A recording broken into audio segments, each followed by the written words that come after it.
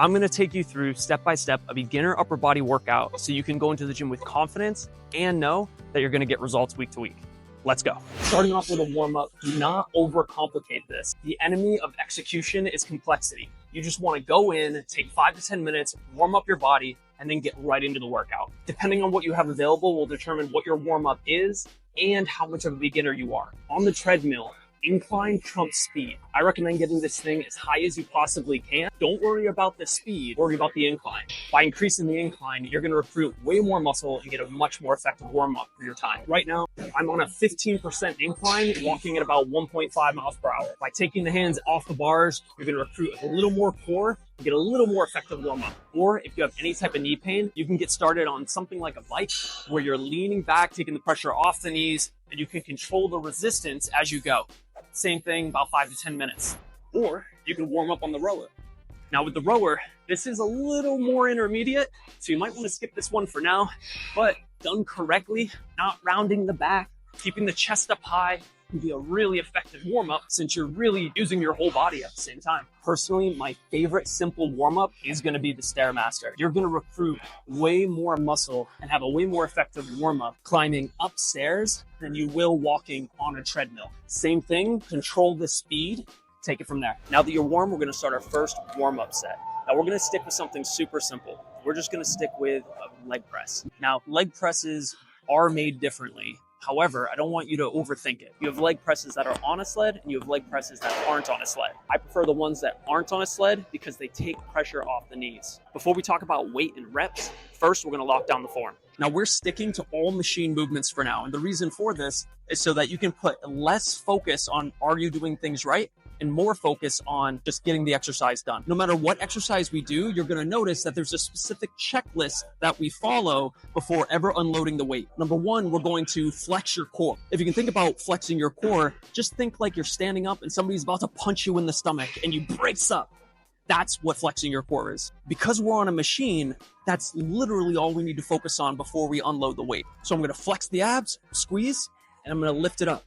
Now that I've unloaded it, I'm just gonna take whatever is holding that there, and I'm gonna remove it. This is gonna allow a full range of motion to happen. Now, when it comes to foot placement, don't overthink it. Do a rep or two, move your feet, see what feels comfortable. What we do wanna have happen is make sure that your feet are staying cemented. We don't want the heel to come up and we don't want the toes to come up. We want it to be equal pressure on the foot. Now, before we talk about breathing, we're gonna talk about range of motion. Range of motion is going to be one of the most important key pieces to your exercise. Why? Number one, the better range of motion you have, the more that you're going to lengthen muscles. And if you think about what you're trying to do here, you're not just trying to build muscle so you look good, you're trying to make your body function better. And lengthening is strengthening. If you want the ability to be able to, say, get up off the ground or to be able to be strong in lengthened positions, it's imperative that every movement we do has these principles. Now, depending on where you're starting from, will determine how low you can go comfortably. So you're just gonna feel it out. Bring it down. When you feel like, ooh, that's a good stretch, push it back up. A rule of thumb is try to get your lower leg to your upper leg about 90 degrees, right? So about a 90-degree angle. Now we're gonna talk a little bit about tempo. Tempo is going to be the speed at which you lower the weight and push it back up.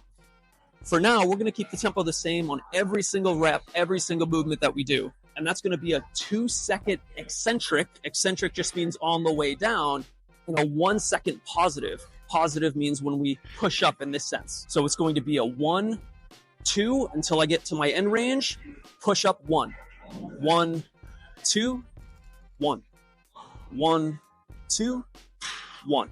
Now we're gonna talk about breathing. For breathing, we're gonna keep it simple.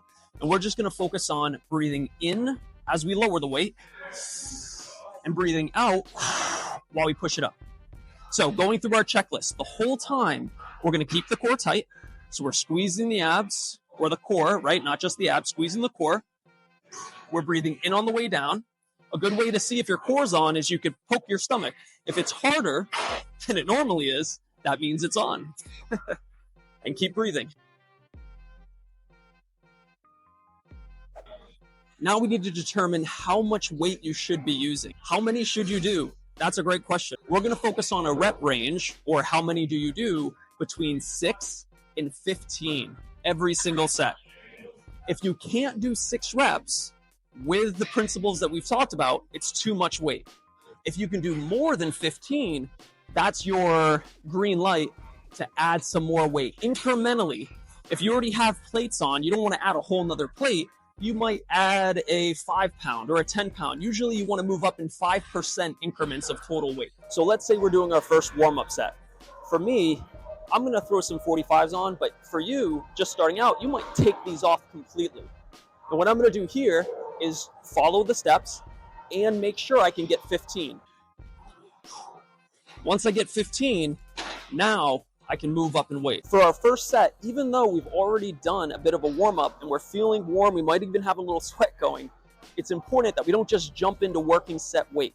We want to eliminate the chance of injury to the most of our ability. So if you already know the weight you're going to use, we want to choose about a third of that weight. If you don't know what weight you're going to use, that's okay too. You're going to start with pretty much no weight and start moving up so you can find your working set weight. But assuming you know your weight, you're going to start with a third, 1 set. Second set you do, rest about a minute.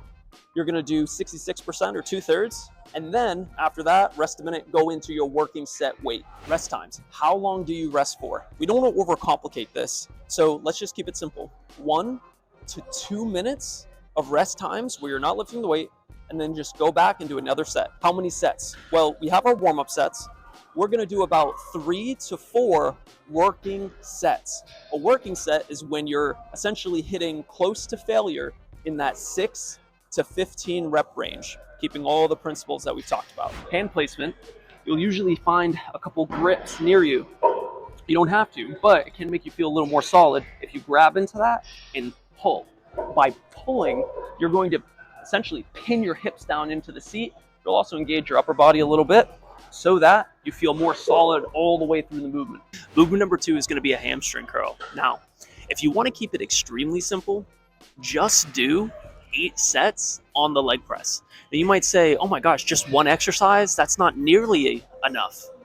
And I'm here to tell you, it is.